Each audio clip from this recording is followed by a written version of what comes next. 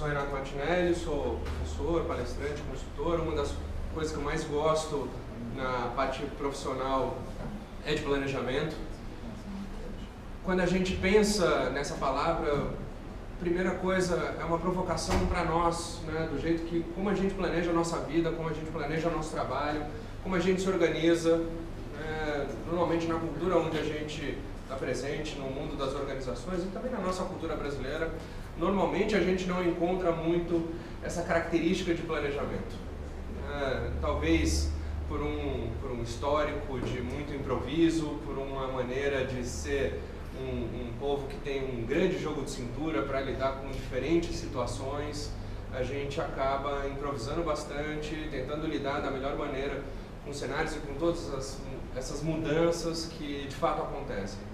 Mas ao mesmo tempo eu costumo pensar que se a gente não se planeja, a gente deixa um risco muito grande para esse improviso e a possibilidade de dar muita coisa errada, de fato ela existe. Então, claro que o planejamento ele não é um motivo para a gente engessar as coisas, deixar tudo muito bloqueado. Pelo contrário, na verdade ela deve ser uma base para estruturar todo um trabalho de estratégias, de ações, de desdobramentos do que pode acontecer. Acho que minimamente ter um planejamento para você saber o que fazer, não só no curto prazo, né, mas como é que isso conecta com as estratégias da organização. Quando a gente olha para a composição de uma empresa, normalmente a gente acaba identificando nas grandes organizações esse DNA corporativo. Ele é formado basicamente por missão, visão, valores. Ultimamente, propósito tem sido também um fator muito importante no aspecto organizacional e também o quanto isso está relacionado com a trajetória de profissionais e de pessoas profissionais e organizações para ter um vínculo maior. A partir do momento que eu vejo propósito numa organização e isso está relacionado com os meus objetivos pessoais, o processo de engajamento ele acaba acontecendo de uma maneira natural, positiva e muito frutífera. Então a gente consegue colher bons resultados de tudo isso. Então, até para essas coisas precisa de planejamento. Como é que eu vou trabalhar a minha estratégia de engajamento e motivação com os funcionários? Como é que ultimamente a gente tem visto no campo da comunicação o employer branding, né? Funcionários que estão ligados à construção de marcas, né, da própria empresa, pensando na divulgação quase que restrita de uma marca, pensando em atrair talentos, em reter profissionais de qualidade e ao mesmo tempo fazer com que esta marca ganhe espaço. Além disso, a gente acaba percebendo também que o planejamento ele pode ajudar muito a ter um rápido entendimento de cenários. A gente consegue perceber em várias situações, em diferentes segmentos de mercado, seja por mudanças no ambiente econômico, no ambiente político, social, natural e tantos outros fatores, tecnologia e o quanto que esses avanços trazem também novos desafios numa jornada de tempo cada vez mais apertada e acelerada. Então, tudo isso traz um desafio crescente para nós profissionais da área de comunicação. Qual é a nossa resposta para tudo isso? A gente não pode simplesmente ser meros observadores. A comunicação, ela também não é por si só, isoladamente, protagonista. A comunicação é a área meio dentro das organizações, ela não é uma área fim, a não ser uma agência, onde de fato a realização e a concretização da existência dessa empresa são os serviços de comunicação que ela presta. Mas se você está numa outra organização que tem como natureza industrial, prestação de serviços, varejo, economia, consultoria, tem uma série de coisas, né? A gente tem aqui pessoas presentes também de diferentes negócios, a gente acaba percebendo que comunicação é um processo que atravessa toda essa cadeia de valor da empresa. Então, para isso, se a gente consegue ter essa contribuição, e comunicação, eu penso que ela não deve simplesmente ser só uma área de prestação de serviços internos. Senão a gente simplesmente vai atender as demandas, né, as solicitações das áreas, dos nossos clientes internos, e muitas vezes isso não é simplesmente o suficiente. Aliás, nem sempre isso está ligado com a estratégia do negócio. dos nossos principais papéis nesse contexto é entender qual é o motivo de existir aquele negócio. Como é que a gente vai fazer com que as informações sejam distribuídas no fluxo adequado, no tempo certo, para as pessoas indicadas? Quais são as ferramentas que vão ajudar a gente a conseguir de fato atingir esses resultados? E de que maneira a gente constrói espaços de diálogo, de fala, onde as pessoas se sintam representadas, onde a gente tenha de fato momentos onde cada um se sinta representado e ao mesmo tempo que a gente como organização não fale só aquilo que nos interessa como empresa, mas que a gente tenha uma conversa direcionada àquilo que interessa essas diversas audiências que a gente interage frequentemente. Um planejamento ele pode ajudar muito a gente. A ausência dele também pode atrapalhar bastante, isso é claro. Mesmo assim, dentro da minha experiência, eu ainda vejo muitas empresas que pecam no seu planejamento, que acreditam que fazendo uma breve análise de cenários e mantendo basicamente as coisas como elas são e torcendo para o orçamento ser mantido ou pelo menos não ser cortado de ano após ano, já é uma vitória. Eu particularmente acho muito pouco isso, pensando no tamanho da contribuição que uma área de comunicação pode trazer para uma empresa. Se a gente tem esse olhar, então, que a nossa contribuição não é simplesmente fazer a TV corporativa, o mural digital, ou o jornal, e não é para chamar de jornalzinho, nem telinha, porque isso dá um trabalho enorme para fazer, de fato a gente ir além dessa perspectiva ferramental, operacional, e a gente tem um olhar mais amplo. A gente vai acompanhar alguns cases aqui e compartilhar experiências, ter oportunidade de conversar bastante a respeito sobre isso, pensando que essa questão do planejamento, ela permeia diferentes segmentos, ela atinge diferentes tipos de empresas e também nós profissionais. É a oportunidade que a gente tem de perceber, a partir de melhores práticas, como é que a gente pode se inspirar e assumir isso e pensar como é que isso pode ajudar o seu trabalho, de um colega, de alguém que está na área do lado, o seu próprio trabalho. A gente muitas vezes faz planejação.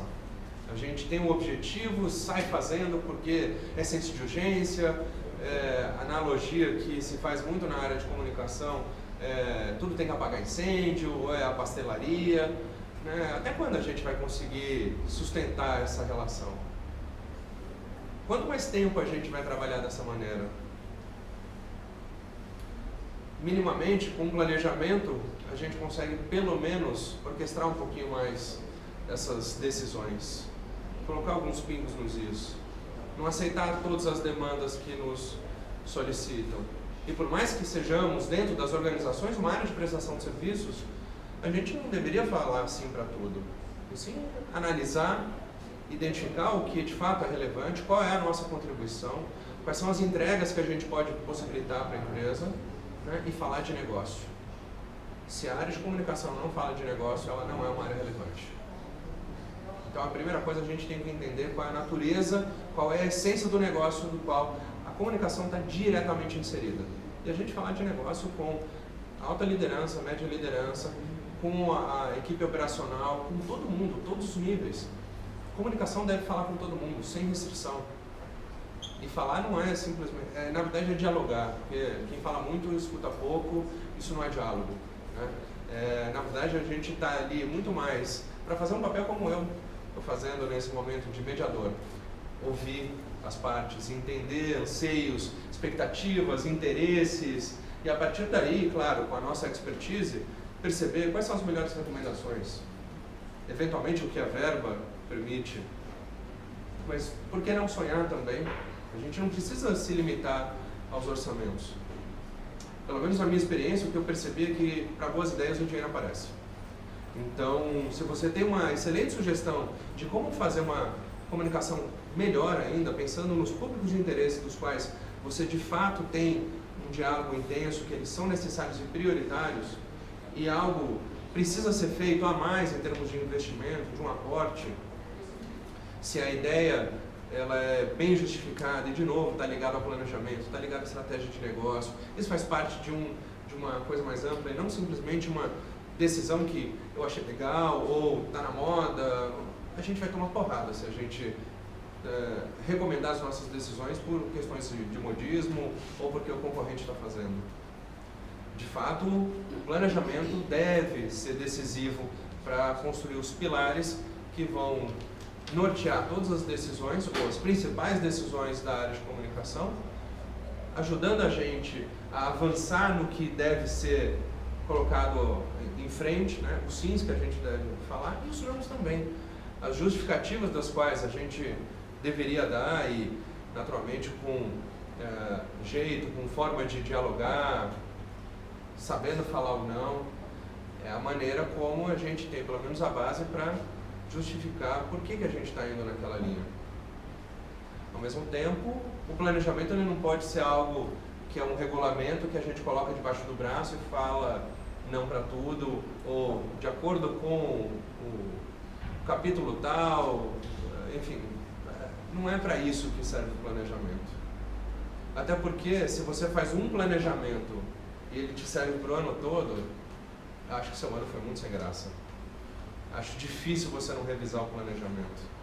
Aliás, com todas essas mudanças que estão acontecendo por aqui, por aí, né, o planejamento é um organismo vivo. A gente tem que cuidar dele. E a gente tem que continuamente revisitá-lo para ver se ele ainda está fazendo sentido. E quais são os ajustes que a gente precisa fazer para, de fato, chegar nos objetivos estratégicos que a área de comunicação pode ter uma boa contribuição. Uma analogia que eu gosto é que o planejamento ele não é um trilho. Porque se você pensa num trilho de trem, né, se você desvia desse trilho, causa um acidente, há consequências muito negativas. Né? E o trilho, se você sair daquele caminho, há consequências muito delicadas e negativas. Na verdade, o planejamento deve ser uma trilha. A trilha, o objetivo ainda está lá, a meta ainda continua lá na frente. Né? Mas para chegar lá, talvez o caminho não seja tão reto assim. Talvez a gente encontre algumas dificuldades no caminho, às vezes caem algumas árvores, às vezes a gente tem que abrir um novo caminho dentro dessa trilha para no final a gente chegar no mesmo objetivo. Então o planejamento ele deve ter uma certa flexibilidade, um jogo de cintura, permitindo a gente entender quais são as mudanças e as variações que o cenário, seja ele interno ou externo, vão trazer e vão nos desafiar. E aí, para isso, a gente ter a capacidade de tomar decisões mais lúcidas, sem estar tanto no calor da emoção, que quando a gente se envolve com uma empresa, quando a gente veste um uniforme, quando a gente está extremamente engajado por uma marca, por aquela companhia que, enfim, quase vira uma segunda pele, ou pelo menos um sobrenome corporativo, que depois de um certo tempo, não muito tempo, você passa a ser você da empresa tal, né? Você assume esse sobrenome corporativo. Então, quando você acaba tendo uma simbiose, né, de personalidades, né, pessoa física, pessoa jurídica, no mesmo elemento, quando você tem um planejamento, ele te ajuda também a tomar decisões que não estejam tanto ali na pressão, enfim, em algumas coisas que talvez, mesmo a gente sabendo da importância de habilidades como inteligência emocional, resiliência e tantas outras habilidades importantes para nós, profissionais de comunicação, nem sempre a gente tem esse de barato. Para isso, o planejamento, então, ajuda a gente a entender quais são, de novo, os nortes, quais são as trilhas que a gente deve desenvolver para chegar nos objetivos estratégicos. Bom, depois dessa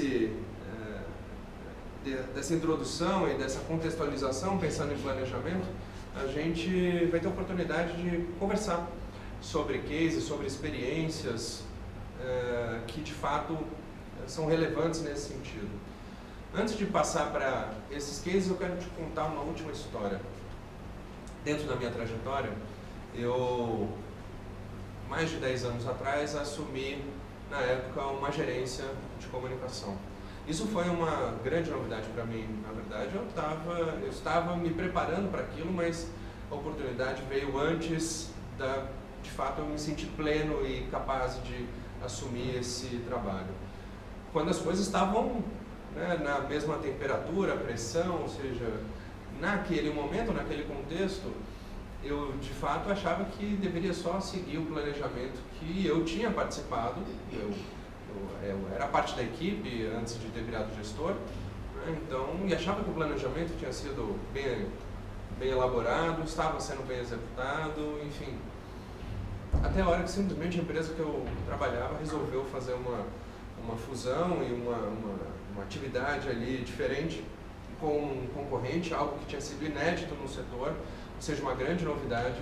Eu recebi a informação na quinta-feira e na segunda-feira eu tinha que vir com todo o plano, porque na segunda ia ser a divulgação geral, envolvendo acionistas, investidores, bolsa de valores no Brasil e nos Estados Unidos, todos os públicos de interesse, funcionários, comunidades, fornecedores, clientes. Uau, foi um negócio assim que foram 4 dias que para mim valeram assim, semanas, né? E ali foi um dos grandes momentos, né, que de fato fazer planejamento fez sentido para mim. Sabe, na teoria fica muito fácil da gente entender e concordar com esses conceitos que eu falei, mas é na hora que tem algumas situações que são realmente críticas, aquele divisor de águas que você percebe, e aí, vai dar certo? Será que eu vou dar conta? Eu confesso, se não tivesse tido uma cabeça centrada, ter a ajuda da equipe, dos fornecedores de comunicação naquele momento, provavelmente a gente não teria tido o sucesso que teve naquela iniciativa. De novo, foram 4 dias que renderam uma experiência de semanas. Os cabelos brancos provavelmente começaram já nessa época. Mas mesmo assim, eu sou extremamente grato a essa mesma experiência, porque me mostrou que não só eu teria que fazer todo o desmembramento de como deveria ser a divulgação daquele momento, mas eu já comecei a pensar, e se não der certo? E se tudo que a gente está fazendo em termos de estratégias e ações não virar o resultado que a gente está esperando? O que a gente faz? Então, além de fazer o plano A, tinha o plano B e o plano C. Várias coisas a gente implementou do plano A, mas não deu 100% certo. Ou não foi 100% implementado. Por quê? Porque você não tem o controle de tudo. Tem algumas variáveis que sinto muito. É da dinâmica, é a lógica do mercado. Não dá para você ter tudo na mão. Esse tempo já foi. Como a coisa está muito viva, muito dinâmica, eu acho que improvisar, a gente corre muito risco de colocar muita coisa a perder. Bom, essa foi a minha história. Agora eu quero convidar outras pessoas para contar a sua história, compartilhar com a gente também as suas experiências e também, aí, dentro do seu contexto, dentro da sua experiência profissional, compartilhar com a gente o quanto o planejamento foi importante e continua sendo importante para esses desafios, sejam profissionais, sejam organizacionais.